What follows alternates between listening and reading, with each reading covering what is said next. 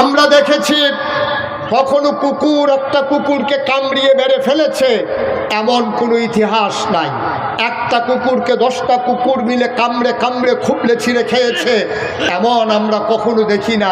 হয়তো ঝগড়া লাগলে 2-1টা কামড় দেয়, ওপর কুকুরটা যখন 2 পায়ের মাঝ দিয়ে ল্যাজ ঢুকাইয়া সারেন্ডার করে তখন তাকে ছেড়ে দেয়। কিন্তু আমরা দেখলাম 21 শতাব্দীর সূচনা লগ্নে গোটা বিশ্ব যখন উন্নতির চরম শিখরে আরোহণ করেছে, বাংলাদেশে সোনের বদলে যখন টিনের ঘর হয়েছে, টিনের ঘরের বদলে যখন বিল্ডিং হয়েছে, আমাদের আর্থিক স্বাবলম্বিতা আমরা অর্জন করেছি, আমাদের সন্তানেরা বিদেশে গিয়ে টাকা কামাই করে লেখাপড়ায় আমরা উন্নতি মনে করেছি। কিন্তু আমরা দেখলাম এই 21 শতাব্দীর সূচনা লগ্নে খুদ রাজধানীতে রাজপথে মানুষ মানুষকে পিটিয়ে হত্যা করে, লাশের উপরে নৃত্য করে। ঠিক কিনা বলো? আমরা এই দেশে দেখেছি কুকুর যা করে না আমরা তা করে দেখিয়েছি, শিয়াল যা করে না আমরা তা করে দেখিয়েছি। এভাবে আর সময় যাবে না, বদলে দিতে হবে সমাজ, পাল্টে দিতে হবে আমার এই সোনার বাংলাদেশ। তাহলে যেতে হবে কার কাছে?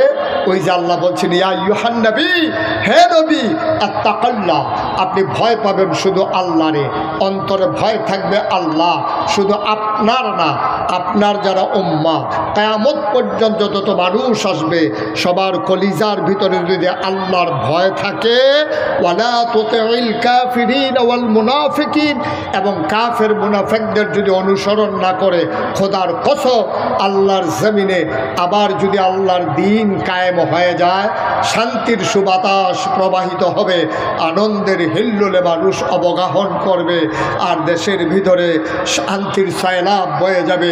চুরি ডাকাতি সন্ত্রাস রাহাজানি লুটতরাজ আর থাকবে না। ঠিক কিনা বলেন?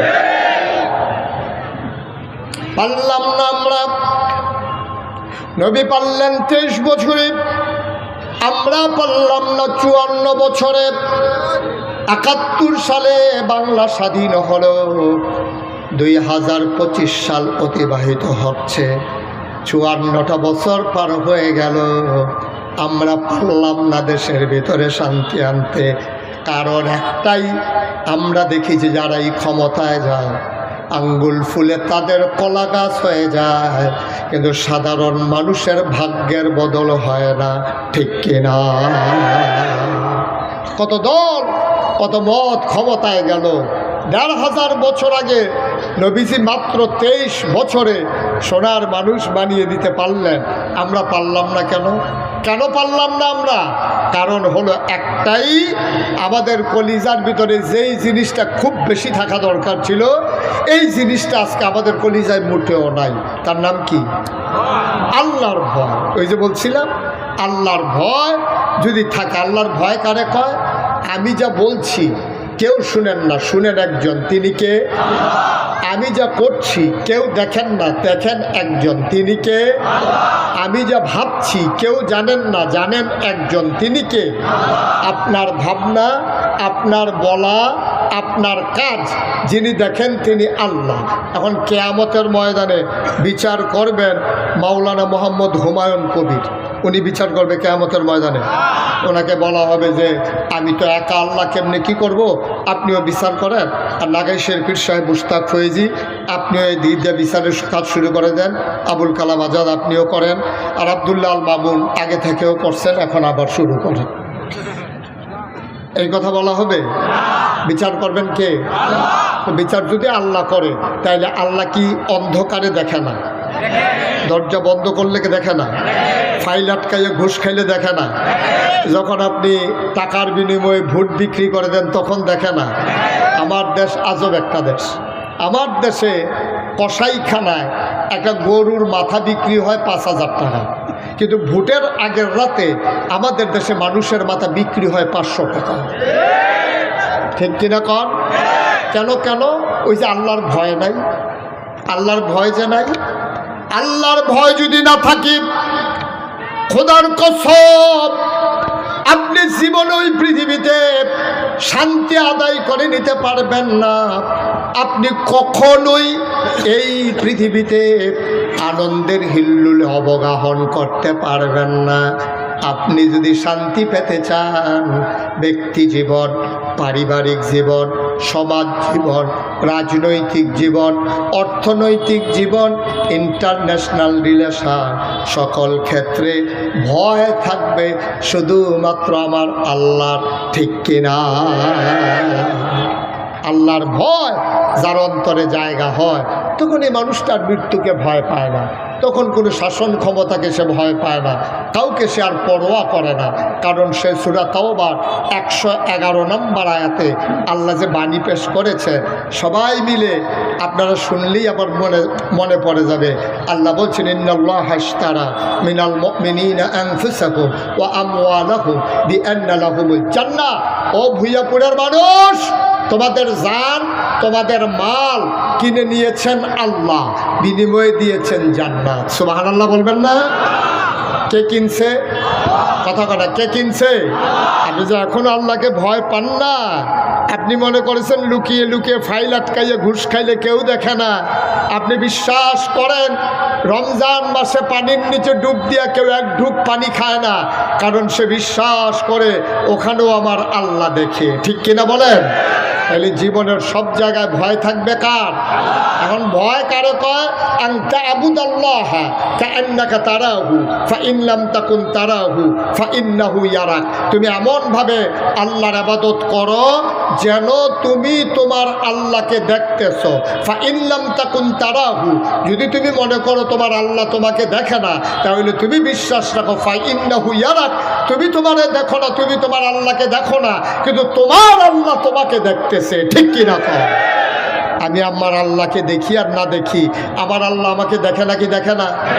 এই ভয় নিয়ে যারা দেশ পরিচালনা করেছে, আল্লাহ রসুল সাল্লাল্লাহু আলাইহি ওয়াসাল্লাম নবুয়তের পরের 10 বছরে তিনি মক্কায় কাফের ছিল, বেদিন ছিল, বৌদ্ধ ছিল, ইহুদি ছিল, খ্রিস্টান ছিল, পৌত্তলিক ছিল, কত ধরনের মানুষ ছিল, কিন্তু তিনি শান্তির সুবাতাস বহিয়ে দিলেন।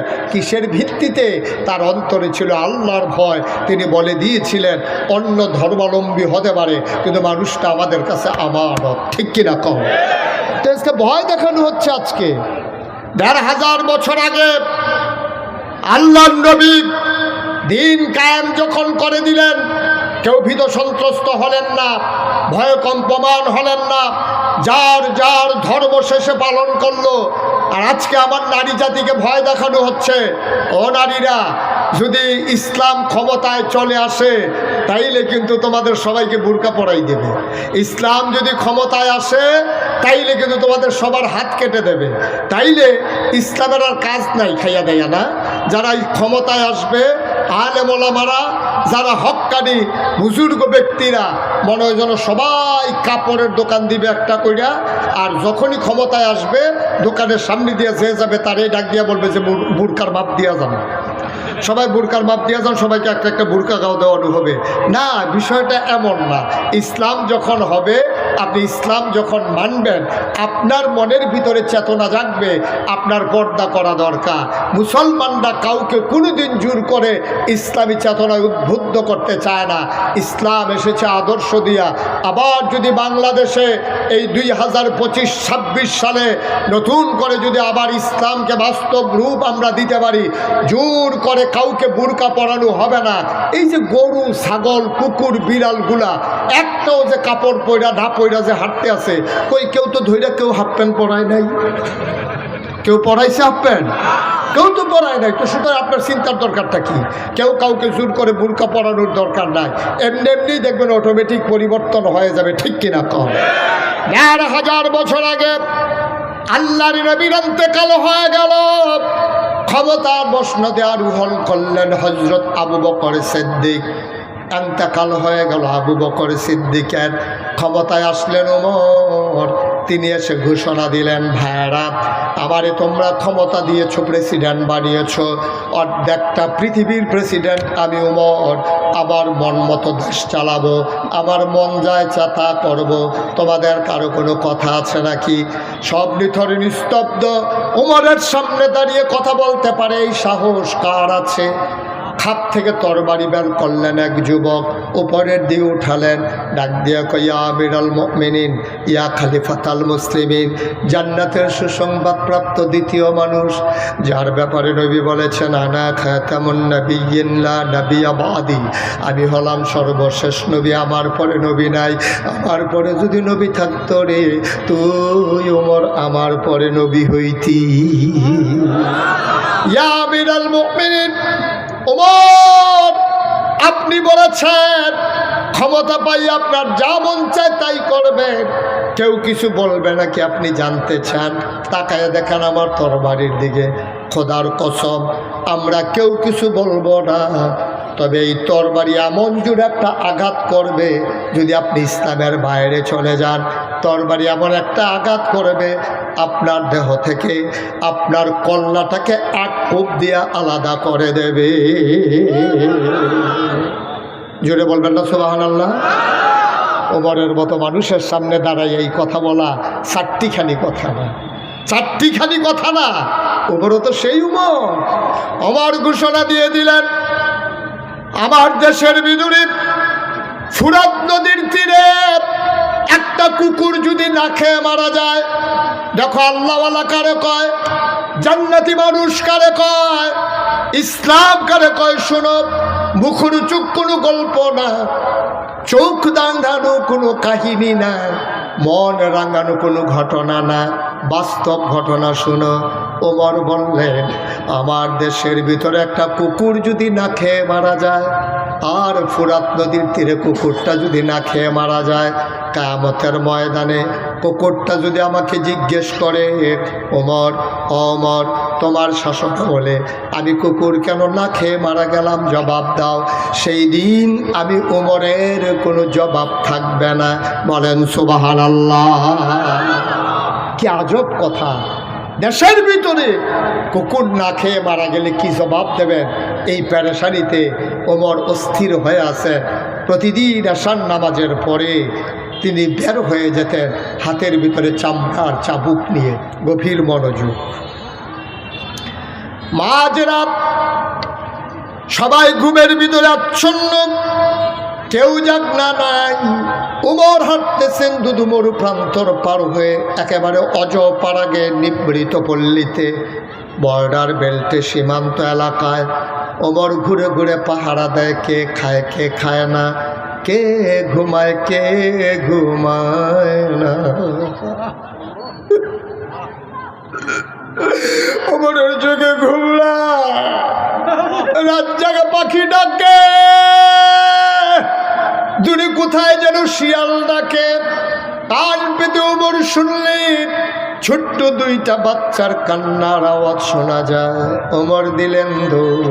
পৌর মানুষ, এখনো বৃদ্ধ হন নাই, যৌবন দীপ্ত প্রাণ অতিবাহিত করেছেন। ওমরের আধা পাকা আধা কাছে চুল দাড়ি, দৌড়ে দৌড়ে দৌড়ে দৌড়ে কান্নার আওয়াজ লক্ষ্য করে চলে গেলেন। দৌড়ে গিয়ে দেখেন মরুপ্রান্তরে ছেঁড়া একটা তাঁবু, ভেতরে মিটি মিটি আলো জ্বলে। ছোট দুইটা বাচ্চা পেট মাটির দিকে দিয়ে উপর হয়ে শুয়ে আছে। দুই বাচ্চার পেটের ভিতরে দুইটা পাথর। বাচ্চারা ডাকে আম্মা আম্মা আম্মা আম্মা গো, ও আম্মা, তুমি বলেছ কাফেরের দেশে খাবার নাই, মুসলমানের দেশে খাবারের অভাব নাই। সকালবেলা মদিনায় ঢুকেছ, দুপুর হলো কেউ খবর নিল না, দুপুর থেকে বিকেল হলো কারো কোনো খোঁজ নাই। আম্মা, গুধুলি লগ্ন পরন্ত বিকেল সব ঘরে ঢুকে গেল, মাঝরাত পার হয়ে গেল, আম্মা কেউ জানে না নাই আমাদের কপালে তো খাবার নাই। কই তোমার ইসলাম, কই তোমার উমর, কে আমাদের খবর নেবে? কেউ তো নিল না। মহিলা চোখের পানি ছেড়ে দিয়ে কাঁদে, চুলায় আগুন ধরিয়ে পাতিলার ভিতরে পাথর আর পানি দিয়ে কাঠি দিয়ে নাড়ে, মিথ্যা সান্ত্বনা দেয়, বাবা ঘুমাও, তোমাদের জন্য খাবার রেডি হচ্ছে। ওমর দেখলেন, পাগল হয়ে গেলেন, অস্থির হয়ে গেলেন, দিলেন দৌড়ে দৌড়ে দৌড়ে দৌড়ে রাষ্ট্রীয় গোডাউনের দরজায় গিয়ে দাঁড়ালেন। ডাকলেন, কর্মচারী দরজা খুলে দিল। ওমর বললেন, ভাই তাড়াতাড়ি বস্তায় আটা দাও আর খেজুর দাও। বস্তায় আটা দেওয়া হলো, খেজুর দেওয়া হলো। ওমর বললেন, মুখটা শক্ত করে বেঁধে দাও। মুখ শক্ত করে বাঁধা হলো। এবার ওমর তাকাইয়া দেখে পেছনে দুইজন লোক দাঁড়িয়ে আছেন। ওমর বললেন, তোমরা কারা? আমরা রাষ্ট্রের কর্মচারী, আপনি সামনে সামনে যান, আমরা আটার বস্তা নিয়ে আসতেছি। ওমর কয়, না, তোমাদের মাথায় তো আটার বস্তা দেওয়া হবে না, দায়িত্ব আমার, আটার বস্তাও থাকবে আমার মাথা। ৩১ লক্ষ বর্গ মাইলের প্রেসিডেন্ট উমর, অর্ধেকটা পৃথিবীর প্রেসিডেন্ট উমর। আমার ডাক দেয়া, আটার বস্তা আমার মাথায় দাও। কর্মচারীরা কয়, আমরা রিজাইন দেব, আমরা চাকরি করব না। আপনি যদি সব করেন তাইলে আমাদের কি দরকার? একটু আমরা আজানের জবাব দিয়ে নেই। জামাত পর্যন্ত আমরা আরো 10 মিনিট কথা বলতে পারবো ইনশাআল্লাহ। কেউ ডরবেন না যে ভাই বসেন, কে আজান?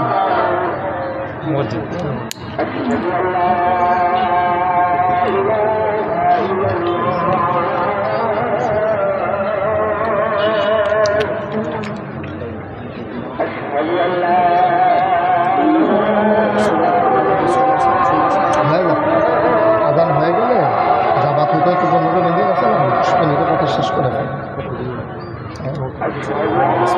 কিন্তু লাভ হবে না। আজান তো দিয়ে এক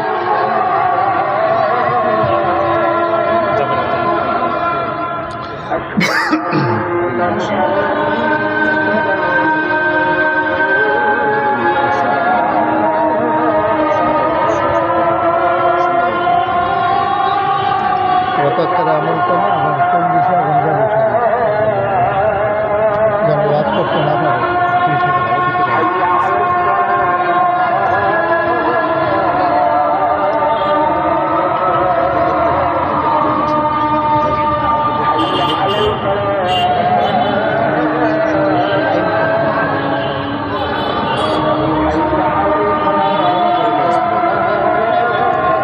আমরা সবাই জামাতের আগেই শেষ করে দেব, ওঠার দরকার নেই, কাউকে উঠতে দিয়েন না, বুঝিয়ে বুঝিয়ে বসিয়ে রাখেন।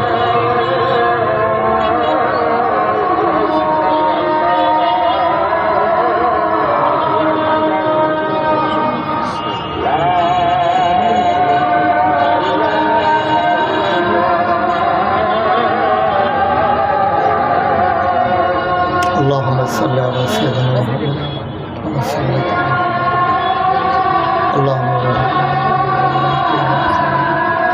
اللهم رب هذه الدعوة التامة والصلاة القائمة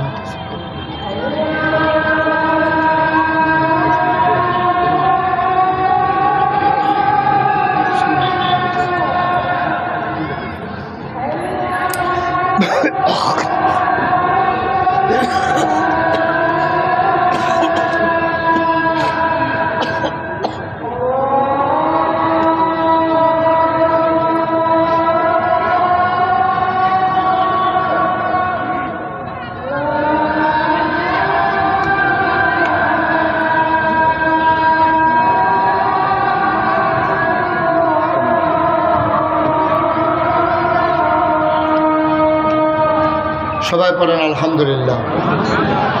সবাই পড়ছেন? আওয়াজ কি এমন হয়? সবাই পড়েন আলহামদুলিল্লাহ জোরে। আর জোর নাই, জোরে পড়েন আলহামদুলিল্লাহ।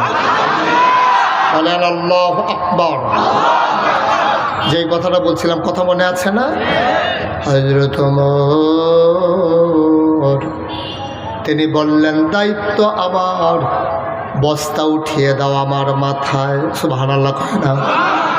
অর্ধ পৃথিবীর প্রেসিডেন্ট, আমিরুল মুমিনিন, খলিফাতুল মুসলিমিন, জান্নাতের সুসংবাদপ্রাপ্ত মানুষ, উনি আটার বস্তা মাথায় নিতে চায়। কর্মচারীরা বলে, আমরা চাকরি ছেড়ে দেব, আমরা আর চাকরি করব না, সব যদি আপনি পারেন তাইলে আমাদেরকে কেন রাখছেন কর্মচারী হিসাবে? দরকার নাই, আমাদেরকে বিদায় করে দেন। ওমর ডাক দেয়া পায়, বস্তা নেওয়ার বুঝি খুব শখ, কয় শখ না, এটা আমাদের দায়িত্ব। ওমর এবার মুচকি হাসলেন, দেখে বললেন কে বস্তা নিতে চাও? দুইজন হাত উঠালেন। ওমর বললেন আমি তো তার মাথায় বস্তা দেব কিয়ামতের ময়দানে আমার যখন গোনার একটা বস্তা হবে। কিয়ামতের ময়দানে আমি উমরের একটা গোনার বস্তা হবে। ওই গোনার বস্তাটা তোমাদের ভিতরে আমি উমরের মাথা থেকে যে নিতে রাজি হবা, সেই দিন যার যার গোনার বোঝা তার তার মাথায় থাকবে। তোমাদের ভিতরে কে রাজি আছো কিয়ামতের ময়দানে আমার গোনার বস্তাটা নেবা? এখন কেউ আর আগায় না। ওমর বললেন জানতাম তোমরা কেউ আমার গোনার ভাগ নেবা না। গোনার ভাগ যেহেতু নিতে চাও না, আটার বস্তাও নেওয়ার কোনো দরকার না। দুইজন ধরে ধরে ওমরের মাথায় বস্তা উঠিয়ে দিলেন। ফেরেশতারা চিৎকার শুরু করে দিল, এটা তুমি কেমন মানুষ বানিয়েছো আল্লাহ? অর্ধ পৃথিবীর প্রেসিডেন্ট এই বুড়া মানুষটা আটার বস্তা নিয়ে দৌড়ায়। চতুর্দশী পূর্ণিমার চাঁদ, আকাশে হাসে ফকফকা জ্যোৎস্না। লজ্জা পেয়ে চারটা ব্যাগের আড়ালে লুকিয়ে গেল। ওমর দৌড়ায় দৌড়ায় দৌড়ে দৌড়ে দৌড়ে দৌড়ে ওই মরুপ্রান্তরে বর্ডার বেল্টে সীমান্ত এলাকায় চলে গেলেন। তাঁবুর দরজায় গিয়ে দাঁড়ালেন, ডাক দিলেন আসসালামু আলাইকুম ওয়া রাহমাতুল্লাহ। মহিলা ভেতর থেকে কয় ওয়ালাইকুম আসসালাম ওয়া রাহমাতুল্লাহ। কয় কে দরজায় দাঁড়িয়ে সালাম দেয়? ওমর কয় আম্মা। ও আম্মা দরজা খুলে দেখো কে আমি দাঁড়িয়ে আছি। মহিলা ভেতর থেকে কয় কেউ আমারে আম্মা ডাইকো না, আমি আম্মা হওয়ার উপযুক্ত না। জন্ম দেওয়া দুইজন সন্তান, আজকে 3 দিন হয় খাবার দিতে পারি না, আমারে আম্মা ডাইকো না। তুমি নিশ্চয়ই মরুভূমির পথিক, নিশ্চয়ই তুমি সাহায্য চাও।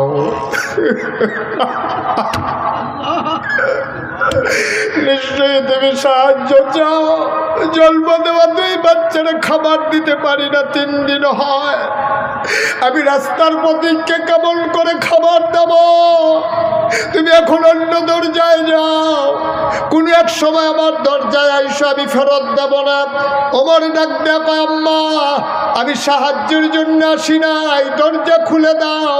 তাকায়া দেখো কে দাঁড়িয়ে আছে। মহিলা দরজা খুলে দিলেন। তাকায়া দেখে আদা কাঁচা আদা পাকা দাঁড়িয়ে আর চুল নিয়ে একটা মানুষ মাথায় বস্তা নিয়ে দাঁড়িয়ে আছে। ওমর রাদিয়াল্লাহু তাআলা আনহু কয় আম্মা, ও আম্মা আমার পাশেই বাড়ি, আমি শুনলাম তোমার ছেলেরা খায় নাই, ঘরে যা কিছু খাবার ছিল নিয়ে এসেছি, অনুমতি দাও ভেতরে ঢুকে যাই। মহিলা বললেন আসো ভেতরে আসো। ওমর ডাক দেয়া কয় মা একটু ধরে দাও, বস্তাটা নামাও দেখি। বস্তাটা নামানো হলো। ওমর ডাক দেয়া কয় আম্মা তাড়াতাড়ি একটু আটা গুলে নাও, তাড়াতাড়ি 2টা রুটি বানাও। ওমা চুলার আগুনটা দেখি নিভে গেছে, তুমি তাড়াতাড়ি রুটি বানাও, এই ফাঁকে আমি ফু দিয়া আগুনটা ধরাই দে।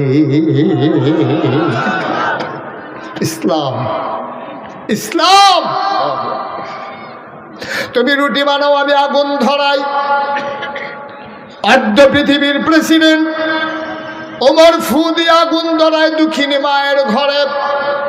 মহিলা রুটি বানাইয়া ওমরের হাতে দেয়। ওমর রুটিগুলো সেঁকতেছে। 2টা রুটি বানানো হয়ে গেল।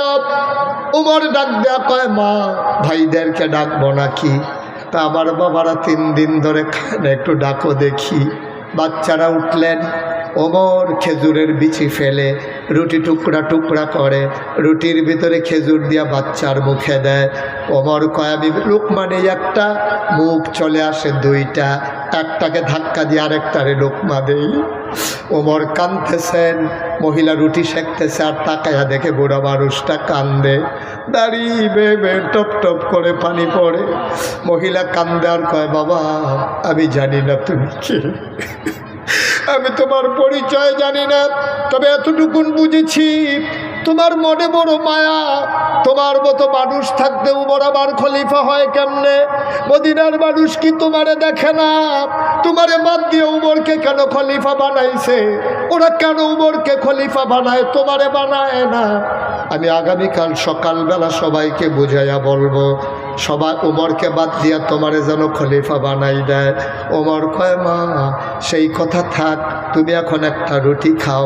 মহিলা কান্দার কয়, না বাবা আমি রুটি খাবো না, সকালবেলা বাচ্চারা আবার কাঁদবে, সেই সময় আমি কোত্থেকে রুটি দেব?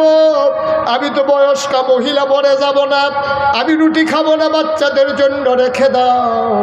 ওমর ডাক দেয়া কয়, মা আমি যখন চলে এসেছি তোমার আর চিন্তা নাই গো মা, ওমরের সাথে আমার বড় খাতির গো আম্মা, ওমরের সাথে আমার বড় খাতির, আমি যা বলি উমর তাই করে। তুমি আগামীকাল সকালবেলা মসজিদে নববীর পাশে আসবা, আমি উমরকে বলে মাসিক রেশনের ব্যবস্থা করে দেব। কানতে কানতে উমর চলে গেলেন। ফজরের সময় মজলিসে বসলেন, সব মানুষ দেখা করে। মহিলা 2 বাচ্চা নিয়ে দরজায়, মসজিদে নববীর দরজায় গিয়ে দাঁড়ালেন। মহিলা একজনকে জিজ্ঞেস করে, ভাই এই জায়গার ভিতরে উমর কোনটা, এখানে উমর কোনটা? আবার একজন লোক আঙ্গুল দিয়া দেখাই দিল, ওই যে ছিপছিপে গরম লম্বা মানুষটা, এইটাই হলো উমর। মহিলা তাকায়া দেখে, যারে উমর দেখাইছে এই মানুষটার কেউ না, যেই মানুষটা রাতের বেলা ফু দিয়ে আগুন ধরাইছে।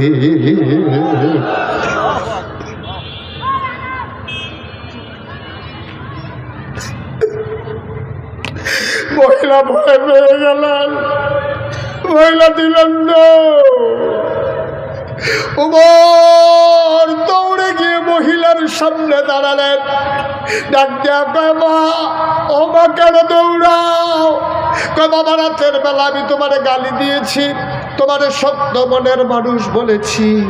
অমর ডাক দেখো, আম্মা গালি দিতে মন চাইলে আরো 2টা গালি দাও, আমি কিচ্ছু বলবো না আম্মা। এই যে চামড়ার চাবুক, আমি পাঞ্জাবি খুলে দাঁড়াই, তুমি ইচ্ছা মতো পিটাও। আম্মা ও আম্মা, গালি দিতে মন চাইলে আরো দাও, পিটাইতে মন চাইলে আরো পিটাও। ও আম্মা, তোমার বিরতি আমার তোমার কাছে, যা মন চাই দুনিয়ায় করো, কিয়ামতের ময়দানে আল্লাহর দরবারে আমার আসামি বানাইও না।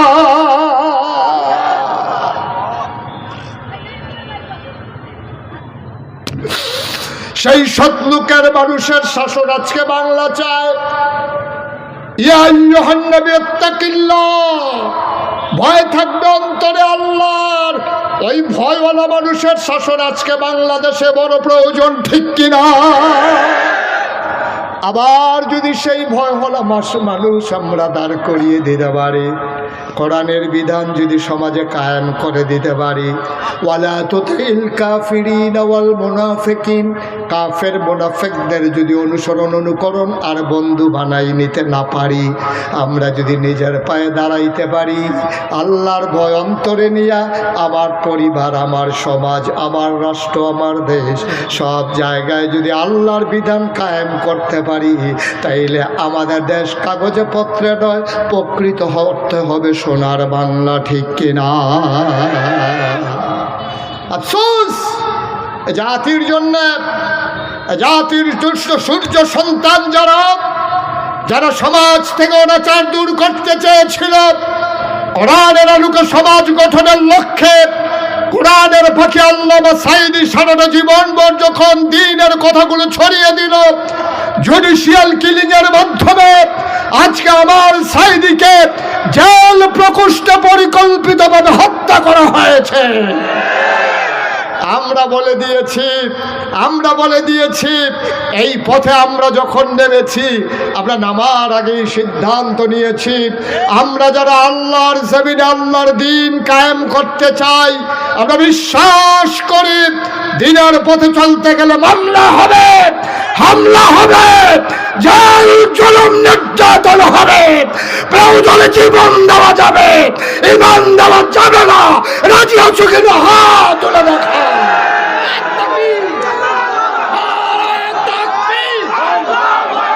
বাংলাদেশ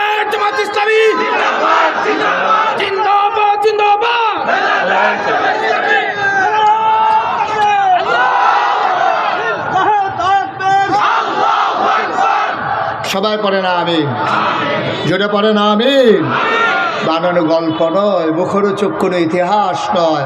যার কলিজায় আল্লাহর ভয় অন্তরে জায়গা হয় সেই মানুষ কখনো গম চুরি করতে পারে না, রাস্তার পিচ চুরি করে খেতে পারে না, সে কখনো ভিক্ষা করা মহিলার জন্য বিস্কিট এসেছে বিদেশ থেকে, সেই বিস্কিট তারা খেতে পারে না। ঠিক কিনা বলো? দুম্বার গুস্ত আসে এতিমের জন্যে, সেই দুম্বার গুস্তগুলো ভাগ হয়ে যায় না তার বাসায় বাসায়। ঠিক কিনা বলো? যেই দেশের রাজধানী রাজনীতি করে মানুষের মাথা বিক্রি করে, মানুষের ভোট নিয়ে এই দেশে রাজনীতি করতে চায়, অথচ কুলি ফালায় অন্য দেশে, সেকেন্ড হোম করে কানাডায়, মালয়েশিয়ায়, এই মানুষগুলোর বাংলাদেশে রাজনীতি করার কোনো অধিকার নাই। ঠিক কিনা বলো? রাজনীতি তারাই করবে যারা দেশের ভিতরে তাদের সেকেন্ড হোম থার্ড হোম বলতে কোনো জিনিস থাকবে না। বাংলাদেশেই জন্ম, বাংলাদেশেই জীবন, বাংলাদেশেই তাদের মরণ। ঠিক কিনা বলো? যেদিন এমন করে দীপ্ত শপথ নেওয়া যাবে সেদিনে আমার বাংলা প্রকৃত অর্থে সোনার বাংলা হবে। আসুন সবাই মিলে অন্তরে ভয় পয়দা করে নেই কার? কথা কয় না কার? আল্লাহর ভয় যার কলিজার ভিতরে আছে, কোনো ভয় তাকে আর পরাজিত করতে পারে না। আসুন সবাই মিলে আমরা জয়ী হয়ে যাই, মাথা উঁচু করে দাঁড়াই, চিৎকার করে গোটা পৃথিবীর মানুষকে নতুন করে জানিয়ে দিতে চাই যে কোনো ক্রাইসিস পিরিয়ড ওভারকাম করার জন্যে যেমন করে অতীতে আমরা ছিলাম, বর্তমানে আছি, ভবিষ্যতেও আমরাই থাকবো ইনশাআল্লাহ। ঠিক কিনা বলেন? সুতরাং আমরা সবার জন্য সবাই মিলে দোয়া করব। দোয়ার আগে সবাই মিলে আমরা সবাই একটু এতক্ষণ আমি কাউকে বসতে বলি নাই, এখন যেহেতু দোয়া হবে ঘাসের উপরেই বসে পড়ুন, সবাই যেমন করে হোক বসে পড়ুন। আমরা সবাই মিলে এখন তওবা করব, দোয়া করব, আল্লাহ যেন আমাদের গুনাহ মাফ করে দেয়। পড়েন আস্তাগফিরুল্লাহ রাব্বি মিন কুল্লি যামবিন ওয়া আতুবু ইলাইহি লা হাওলা ওয়ালা কুওয়াতা ইল্লা বিল্লাহিল আলিয়্যিল আযীম। আমিন আমিন আমিন। কর্তৃপক্ষ স্বল্প সময়ের নোটিশে মাহফিলটার আয়োজন করেছে, ওনারা ইচ্ছে করলেও আপনাদের দ্বারে দ্বারে ঘরে ঘরে পৌঁছতে পারেনি। এখানে যারা আছেন আমরা যদি সবাই মিলে একটু সহযোগিতা করি, কর্তৃপক্ষের জন্য সহজ হয়ে যাবে ইনশাআল্লাহ। একটা লুকো বাকি থাকা যাবে না। 1,000 টাকা দিলে আপনি গরিব হবেন না। 1000 টাকা করে 100 লোক দিলে 1 লক্ষ টাকা হয়ে যায়। এখানে আমি দেখতে পাচ্ছি 1000 টাকা দেওয়ার মতো অনেক লোকই আছেন। বিসমিল্লাহ বলে পকেটে হাত দেন দেখি। আমার ভাইয়ারা আসতেছেন, আপনার হাতে হাতে নিয়ে নেন। সব